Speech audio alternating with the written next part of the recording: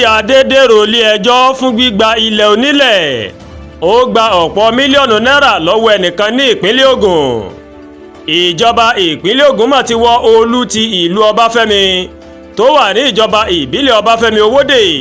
Ọba Taofik Owólabí lọ Ilé-Ejọ fún ẹ̀sùn gbígba ilẹ̀ onílẹ̀ lọ́nà àìtọ́. Ọba Owólabí, ẹni tó jẹ́ ọmọ ẹgbẹ́ lọ́balọ́ba Ẹ̀gbá, ó mà fojú ba Ilé-Ejọ ní ọjọ́ Ìṣẹ́gun Tuesday tí ń ṣe ọjọ́ 22 oṣù kẹrin ọdún 2025 tí ìjọba sì tún ní kó lọ rọ́kún nílé báyìí. Nínú àtẹ̀jáde kan tíjọba fi léde láti ọwọ́ ẹ̀ka ìjọba tó ń rí sí ìdájọ́ ó má ṣàlàyé pé Orí Adé náà ó má dèrò Ilé-Ejọ fún bí ó ṣe fọwọ́sowọ́pọ̀ pẹ̀lú àwọn kan láti máa ta ilẹ̀ láì gba àṣẹ tó sì tún ṣe ìkọlù sí ọlọ́pàá kan. Àtẹ̀jáde náà ó fẹ̀sùn kan Orí Adé náà pé ó fi tipátipá gba 500 éékà ilẹ̀ tó wà ní agbègbè Ọbáfẹ́mi Owódé tó sì tún tan ọkùnrin kan tí wọ́n pe orúkọ rẹ̀ ní Michael Adéyẹmí láti san mílíọ̀nù 75 náírà fún ilẹ̀ náà.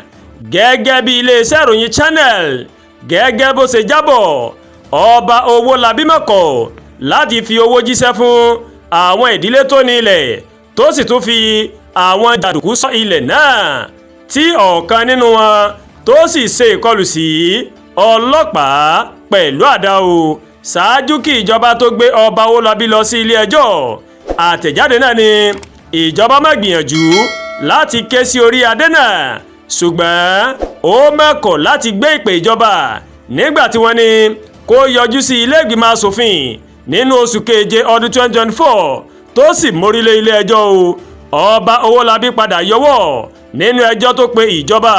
ṣùgbọ́n ó mọ̀kọ̀ láti jùwọ́ ara rẹ̀ fún ilé ìgbìmọ̀ asòfin. Lẹ́yìn ìwádìí ilé ìgbìmọ̀ asòfin, oníjọba pa á láṣẹ pé kí wọ́n mú Orí Adé náà kó sì lọ jẹ́jọ́ ní Ilé-Ejọ fún gbígba ilẹ̀ onílẹ̀ lọ́nà àìtọ́ lábẹ́ ìdarí aláké ti ìlú Ẹ̀gbá His Royal Majesty Ọba Àrẹ̀mú Gbádébọ̀. Ìgbìmọ̀ aládéládé Ẹ̀gbá wọ́n mà ké sí Ọba Owólabí ní ọ̀pọ̀ ìgbà, ṣùgbọ́n ó kọ̀ láti jẹ́ ìpè wọn. Ní ọjọ́ 13 oṣù kejìlá ọdún 2024, ìgbìmọ̀ aládéládé ti Ẹ̀gbá má fòfin de Ọba Owólabí gẹ́gẹ́ bí olú Ọbáfẹ́mi. Àtẹ̀jáde náà ó ní bó tilẹ̀ jẹ́ pé Ọba Owólabí ó ti gba béèlì, ìgbẹ́jọ́ náà sì ń tẹ̀síwájú tí ìjọba ìpínlẹ̀ Ògùn tó sì ti pinnu pé àwọn yóò yanjú ọ̀rọ̀ náà láti rí wípé ìdájọ́ òdodo ó wáyé Àdúràgbà Olúwatóyìn ló ń kàròyìn sí létí láti kàn ní Eyayorubaworldtv. Bẹ́ẹ̀ ṣe ń wò wá, ẹ máa bá wa like, ẹ máa share, ẹ máa comment, ẹ má tún gbàgbé láti bá wa subscribe sórí YouTube channel wa, kẹ́ wá bá tẹ notification bell láti lè máa mọ àwọn ètò wa lọ́kọ̀ọ́jọ̀kan tó bá ti gorí ìkànnì yìí. A kú iṣẹ́ látàárọ̀, a kú gbìyànjú, Ọlọ́run Ọba Elédùmarè yóò dé gbìyànjú èmi àti yín ládé